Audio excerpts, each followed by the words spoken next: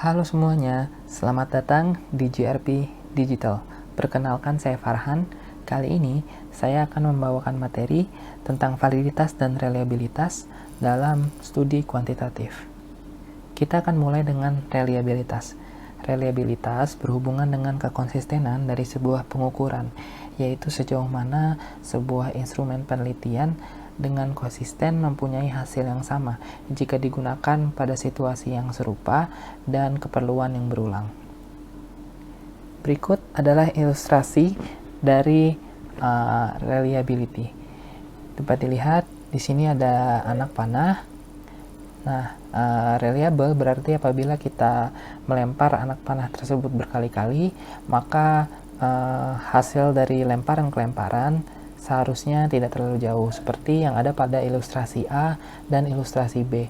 Sementara pada ilustrasi C berikut, lemparan pertama dia berada di sini, lemparan kedua dia agak jauh gitu ya, dan lemparan yang ketiga juga jauh, sehingga dapat dikatakan bahwa ilustrasi A dan B reliable tanpa memandang berkumpulnya di titik yang mana gitu. Hanya asal berkumpul saja sudah bisa dibilang bahwa dia reliable.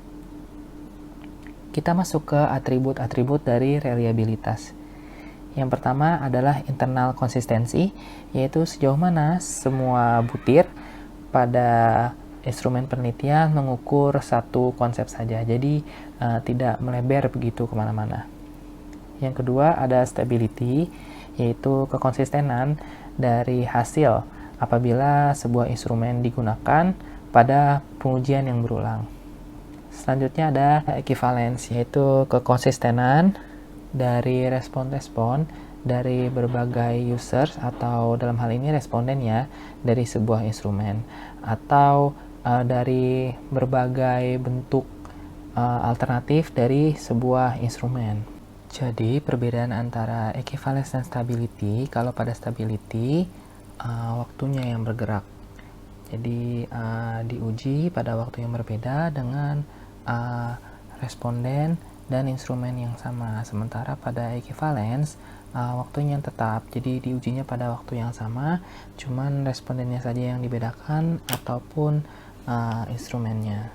Nah, di sini instrumen tersebut dalam konteks penelitian dapat diartikan sebagai sebuah kuesioner. Bisa juga soal ujian seperti itu, atau bisa juga alat. Jadi instrumen adalah hal yang kita gunakan untuk mendapatkan respon. Jadi misalkan alat pengukur gula darah begitu, itu juga bisa termasuk ke dalam instrumen. Selanjutnya kita akan breakdown, kita masuk ke internal konsistensi.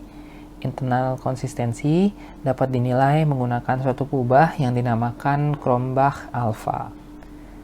Instrumen dengan pertanyaan-pertanyaan yang memiliki lebih dari 2 respon dapat digunakan pada uji ini. Nilai dari Cronbach alpha berkisar antara 0 sampai 1. Nah, nilai yang baik adalah yang bernilai 0,7 atau lebih. Selanjutnya stability.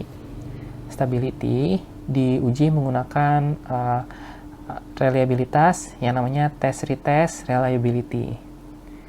Test-retest reliability ini dinilai ketika sebuah instrumen diberikan kepada responden-responden yang sama, tapi lebih dari sekali, dan tentunya dikondisikan pada kondisi yang serupa.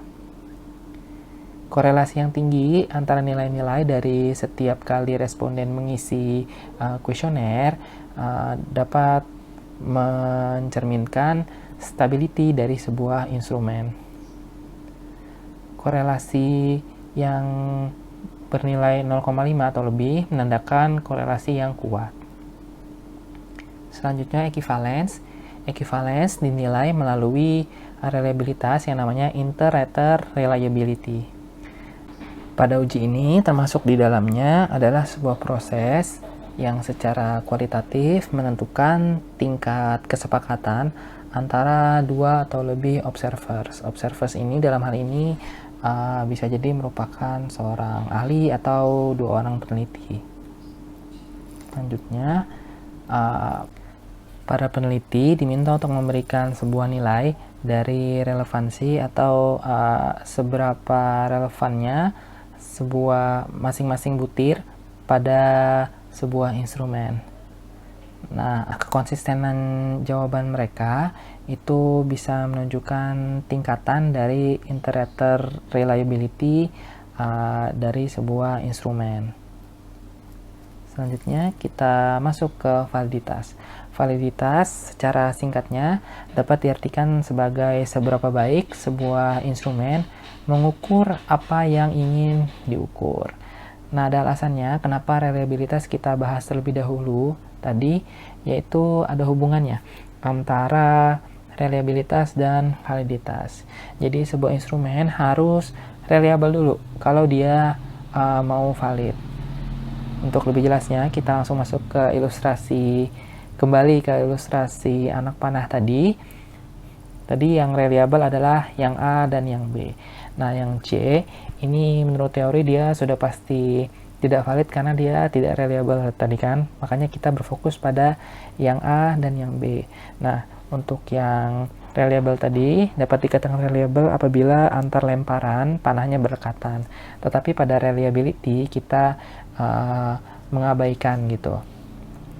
Berdekatannya tuh di titik yang mana gitu. Nah, untuk validity kita lebih spesifik lagi. Kalau untuk melempar anak panah begini kan kita maunya mendekati tengah begitu kan, nilainya paling tinggi di tengah-tengah. Maka dia dikatakan valid apabila anak panahnya berkumpul di satu titik dan titiknya berdekatan atau bahkan diharapkan pas mengenai target, yaitu di tengah-tengah. Ada beberapa jenis validitas, 3 jenis. Yang pertama, construct validity, yaitu apabila kita mengambil inferensia atau kesimpulan dari sebuah instrumen. Nah, seberapa layak sih kita mengambil kesimpulan dari instrumen tersebut, maka kita mengukur construct validity-nya. Yang kedua ada criterion validity, yaitu mencerminkan seberapa baik sebuah instrumen berkaitan dengan instrumen-instrumen lainnya yang mengukur pubah-pubah yang serupa. Yang ketiga ada content validity, yang terdiri dari pengambilan contoh dari semua aspek pada sebuah konsep yang ingin diukur. Nah, ada satu lagi tipe, namun ini agak sedikit beda, jadi tidak saya kasih klip di atasnya ini ya. Jadi dia tidak termasuk tipe yang harus dipenuhi gitu. Nah, namanya face validity, yaitu apakah sebuah instrumen terlihat dengan jelas bahwa dia mengukur apa yang ingin diukur gitu. Kita masuk kembali ke satu persatu. Pertama kita ke construct validity. Nah, ketika kita sedang membicarakan tentang construct validity dari sebuah instrumen, ada dua hal yang perlu dipertimbangkan. Yang pertama adalah construct irrelevant variance, yaitu apabila hasil ujinya itu dipengaruhi oleh hal-hal lain yang tidak berhubungan atau tidak relevan terhadap pubah yang sedang ingin diukur. Contohnya sebuah ujian matematika, mungkin saja dia menuntut siswa untuk mengerti bahasa yang tidak familiar di mata mereka. Contohnya mungkin kalau kita kasih soal ke anak SD, perkalian kita bilangnya multiplikasi dan pengurangan subtraksi. Mungkin anak SD kurang familiar, sehingga apabila dia salah mengerjakannya bukan berarti dia tidak bisa mengoperasikan perkalian atau pengurangan begitu, tetapi dia cuma nggak ngerti aja nih, oh multiplikasi itu perkalian, oh subtraksi itu pengurangan. Makanya dinamakan nanti soal ujian tersebut bermasalah pada construct irrelevant variance. Yang kedua ada construct under representation, yaitu berarti sebuah uji tidak menghitung aspek yang penting pada sebuah konsep. Contohnya ada efikasi diri akademis, mungkin saja mengukur efikasi diri hanya dari matematika dan sains seperti itu. Padahal ada aspek lain tentunya yang pada instrumen ini diabaikan. Nah, itu berarti instrumen tersebut mempunyai masalah pada construct under representation. Selanjutnya kita masuk ke 3 sumber dari bukti bahwa sebuah instrumen dia dapat disebut construct valid. Sebagai review saja, construct valid itu pada intinya adalah mengukur konsep psikologis yang tepat. Yang pertama adalah homogeneity, yaitu ketika instrumen tersebut mengukur konsep tunggal, jadi nggak lari kemana-mana. Contohnya tadi apabila sebuah instrumen dipengaruhi berbagai hal yang tidak berhubungan dengan variabel tersebut, maka dia mempunyai low reliability. Jadi nyambung juga ke reliability. Ya, lebih tepatnya internal konsistensi kita sudah bahas tadi. Nah, karena internal konsistensinya yang rendah berdampak pada construct validity-nya yang rendah. Selanjutnya ada convergence, yaitu sebuah instrumen berhubungan dengan instrumen-instrumen lainnya yang mengukur konsep yang sama atau yang berhubungan. Ini sama dengan criterion validity. Nanti akan kita bahas lebih dalam, makanya sekarang tidak kita detailkan terlebih dahulu ya. Kita lompat saja ke teori evidence, yaitu apabila ujinya hasilnya selaras dengan teori-teori yang sudah ada sebelumnya tentang konsep ini. Contohnya ada teori intelijensi yang mengatakan bahwa intelijensi seseorang meningkat seiring bertambahnya usia dia.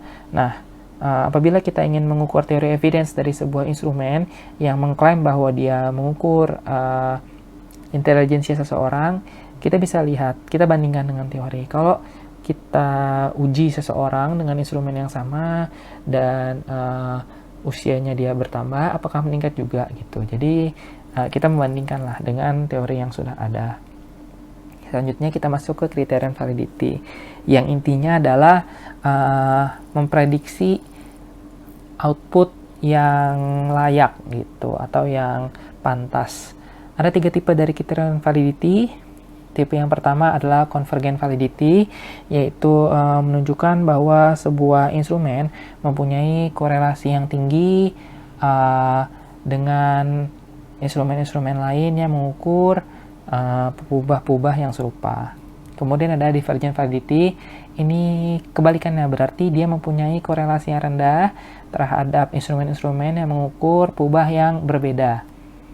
Yang terakhir ada predictive validity, yaitu apabila sebuah instrumen berkorelasi tinggi dengan instrumen-instrumen lain yang berhubungan tetapi diuji setelahnya, jadi bisa memprediksi lah lebih tepatnya.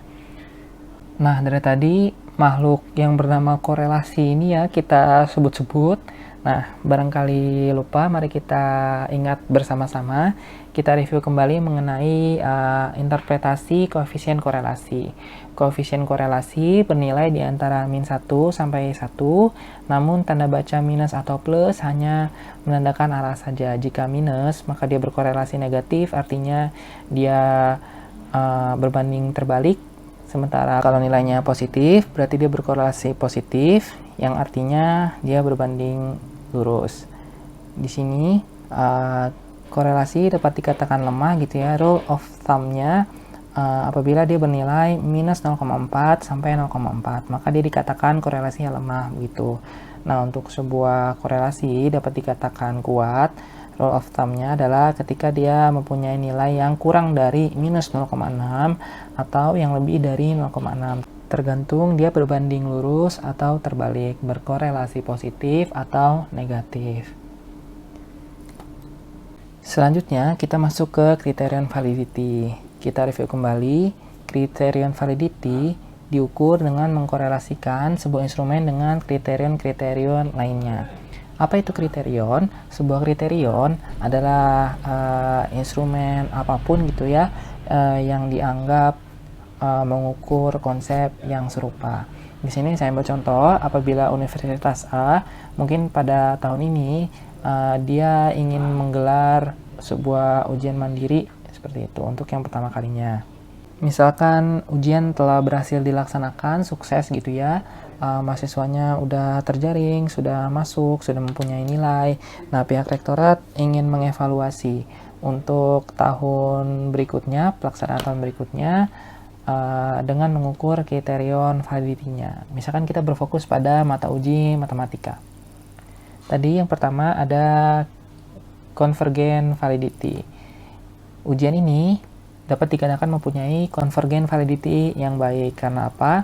Karena dia berhubungan dengan instrumen-instrumen lain yang dianggap mengukur konsep yang serupa, yaitu UN Matematika dan rataan nilai rapor matematika dari siswa.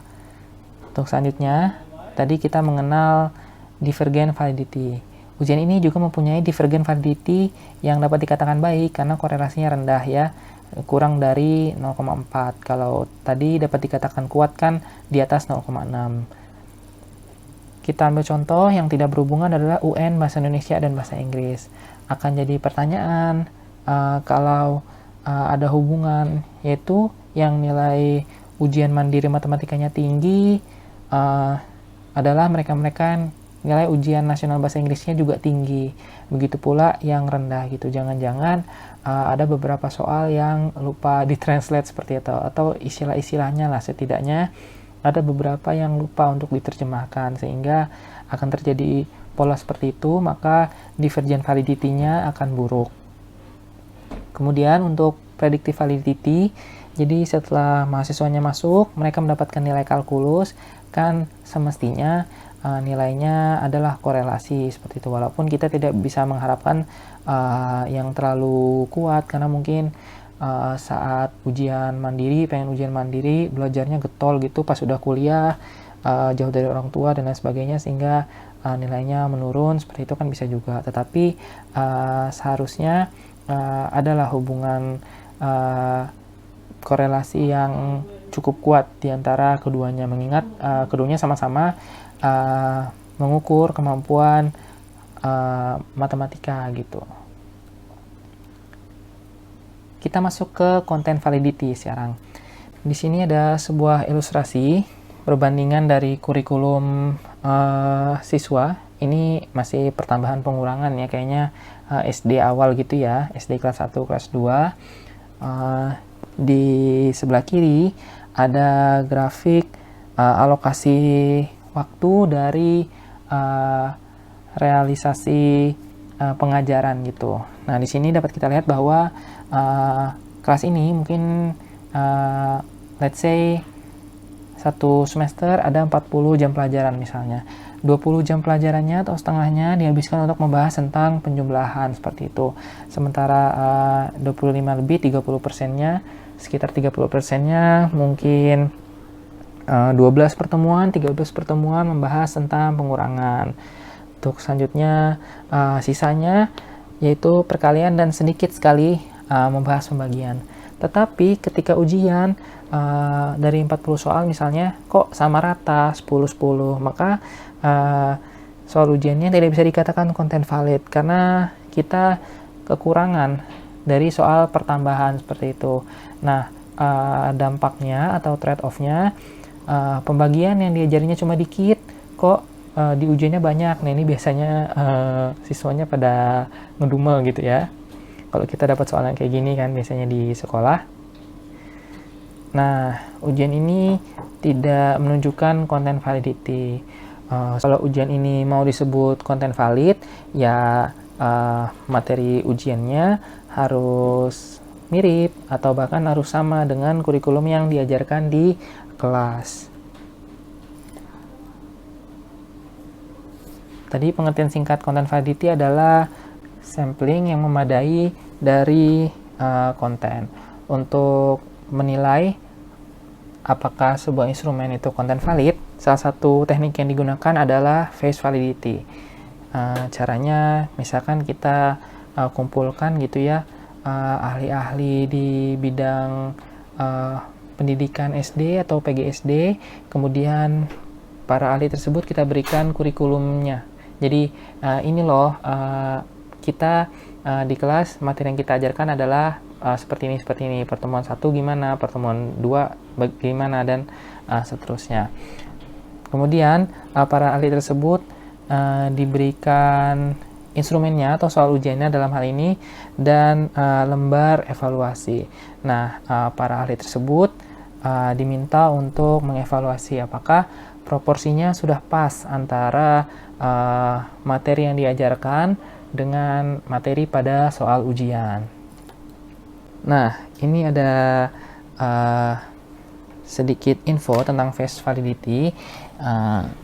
Untuk menilai face validity, tanyakan kepada test user dan test takers. Nah, test user ini apabila mungkin gurunya minta pihak ketiga gitu ya, dari bimbel misalkan untuk membuat soal ujian, maka dalam hal ini test usernya adalah gurunya dan test takersnya adalah siswa, untuk mengevaluasi apakah soal ujiannya terlihat mengukur apa yang ingin diukur. Nah, ini biasanya bukan soal-soal sains ya, tapi lebih ke psikologi, kayak mengukur motivasi belajar misalnya, atau mengukur minat pada sebuah ekstrakurikuler tertentu gitu.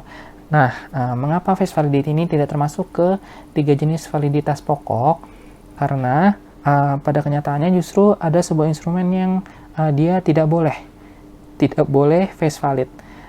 Katakanlah sebuah tes untuk mengukur kejujuran seseorang. Nah, nih ditanya nih, kamu ngerasa nggak sih kalau kuesioner tadi itu untuk mengukur kejujuran kamu? Nah, nanti dia bingung. Kalau dia merasa dan dia jawab iya, aku merasa, nanti dia takut disangka bohong, atau jangan-jangan dia tadi beneran bohong gitu. Nah, nanti yang terjadi malah seseorang akan berbohong untuk menutupi kebohongannya. Nah, itu bisa bahaya sekali. Makanya face validity ini bukan merupakan validitas pokok yang harus dipenuhi. Sekian penyajian dari saya mengenai materi tentang validitas dan reliabilitas. Mohon maaf apabila ada kekeliruan dari penjelasan saya tadi. Bagi teman-teman yang ingin membaca sumber aslinya supaya lebih lengkap, mungkin berikut sudah saya tuliskan referensi yang saya gunakan untuk menyusun presentasi ini. Dan setelah ini akan ada bincang-bincang dengan seorang ahli statistik mengenai penerapan dari validitas dan reliabilitas ini pada konteks marketing research atau penelitian pada umumnya. Teman-teman pasti pengen tahu dong, makanya stay tuned di part 2 dari video ini. Terima kasih dan sampai jumpa. Saya akan mulai dengan sebuah pertanyaan yang basic nih Pak, mengenai teknis. Uji validitas dan reliabilitas ini sebenarnya bagaimana sih Pak penerapannya di lapangan?